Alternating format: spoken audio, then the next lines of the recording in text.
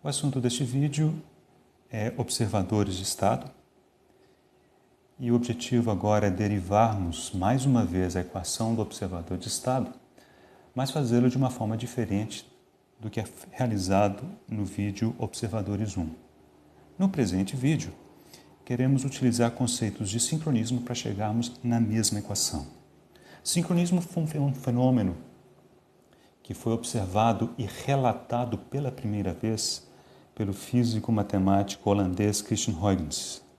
Ele era um relojoeiro, ele tinha relógios de pêndulo, vários deles pendurados na parede da sua casa, e quando ele consertava um novo relógio, ao colocá-lo sobre a parede, ele observava que seu pêndulo normalmente estava fora de fase com os demais pêndulos dos relógios. Mas depois de algum tempo, todos os relógios, inclusive esse último colocado, estavam em fase. E ele se perguntava por quê. Fez várias tentativas e, por fim, ele percebeu que bastava que houvesse um pequeno acoplamento entre esses osciladores, esses relógios, para que eles entrassem em sincronismo. Um dos experimentos que ele fez, e que inclusive ele mesmo de próprio punho desenhou, numa carta escrita para o seu pai, está indicada aqui à direita, em que ele colocou 2 relógios de pêndulo pendurados sobre uma estrutura flexível, apoiado em 2 cadeiras. E esses 2 pêndulos, 2 relógios de pêndulo, eventualmente entraram em sincronismo. Muito bem, vamos entender um pouquinho a respeito desse sincronismo e o que isso tem a ver com o observador de estado. Primeira pergunta que devemos ao menos considerar é: será que quaisquer 2 sistemas, quaisquer 2 osciladores podem ser sincronizados por meio de um pequeno acoplamento? A resposta é não. É necessário que esses osciladores tenham dinâmicas próximas, de forma a permitir que, mesmo com um pequeno acoplamento, o sincronismo seja adequado, ou seja, alcançado. No caso de relógios que são construídos para terem a mesma dinâmica, o mesmo período, então a dinâmica deles realmente é muito próxima e ela suficientemente próxima a ponto de um pequeno acoplamento ser suficiente para alcançar o sincronismo. Muito bem, então aqui tenho desenhado 2 relógios, à esquerda o vermelho, à direita o azul. São relógios de pêndulo. O pêndulo da física sabemos ser um sistema de segunda ordem não linear. Se ele é de segunda ordem, significa que seu espaço de estados ele pode ser caracterizado por 2 variáveis de estado, que elas poderiam ser, por exemplo, o ângulo θ e a sua velocidade angular θ ponto. Da mesma forma que vou chamar isso aqui de θ chapéu, só para distinguir, e a sua velocidade angular θ chapéu ponto. Então temos 2 estados aqui, 2 estados aqui. Esses relógios estarem em sincronismo significa que θ chapéu tem que ser muito próximo de θ e as velocidades angulares também. Então, essa aqui é a condição para sincronismo. E sabemos que é viável pelo fato das dinâmicas serem muito próximas. Supondo que o sincronismo efetivamente seja alcançado, então observe. Isto sendo verdadeiro, eu posso imaginar que eu não tenha acesso a este relógio, mas olhando para estas grandezas, como existe o sincronismo, posso imediatamente dizer que o relógio vermelho, que eu não enxergo, tem um estado muito próximo deste e o outro estado muito próximo deste. Essa é a ideia, do sincronismo como maneira de enxergar o observador, porque nessa situação poderíamos dizer que este relógio funciona como um observador do relógio em vermelho. Muito bem, então vamos tentar formalizar isso de maneira matemática.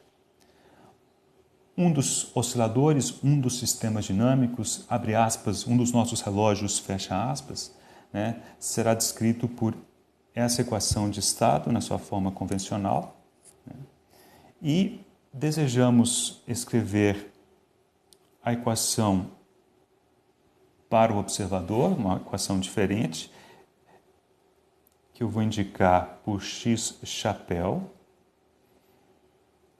Então, a equação dinâmica, no caso do observador, será esta daqui. Vou usar uma matriz F, uma matriz H, uma matriz G. Ok? Muito bem. Já explico essa parcela. E o objetivo é tentarmos determinar essas matrizes F, H e G de tal maneira que o estado do observador, x chapéu, seja, para todos os efeitos, uma ótima aproximação do estado do sistema sendo observado. Então, desejamos que isso aqui seja verdade. Muito bem. Até este ponto, essa equação é perfeitamente equivalente a essa, só usando matrizes diferentes. E esta parcela, ela representa o acoplamento entre esses dois sistemas, porque, veja, ela utiliza a saída do sistema sendo observado, né, como maneira de acoplar essa nova equação, e a ideia é que, com esse acoplamento, esta condição de sincronismo ou de observação seja alcançada. Por que não utilizar os estados, por exemplo, para fazer o acoplamento? Ora, porque normalmente a gente imagina que o estado não está disponível e é por isso mesmo que precisamos de um observador. Muito bem, então vamos reescrever essa equação da seguinte maneira. F, x chapéu de K, mais H, U de K. G, em vez de Y, usemos Cx. Mas em vez de X, usaremos x chapéu, uma vez que isso aqui tem que ser verdade. Portanto, G, C, x chapéu. Que dificuldade para falar isso, hein? Donde podemos colocar essas matrizes juntas aqui e o x chapéu em evidência, mais H, U de K.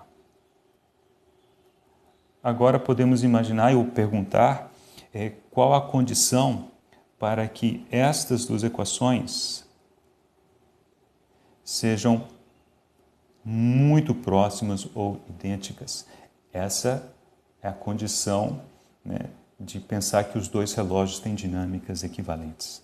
Ora, a condição é que a matriz F mais GC seja igual à matriz A, de onde a matriz F é A menos GC, e a matriz H precisa ser igual à matriz B.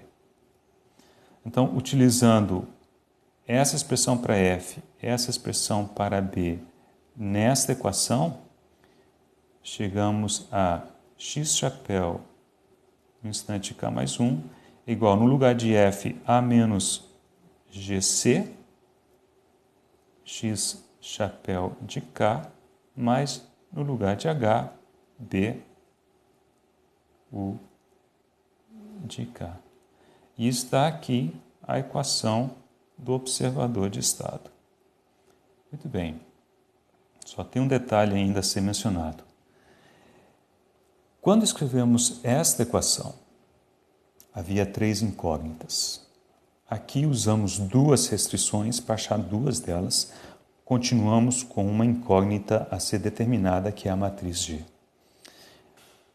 Para determinar a matriz G, portanto, é necessário entrar com uma restrição ou com alguma condição a mais.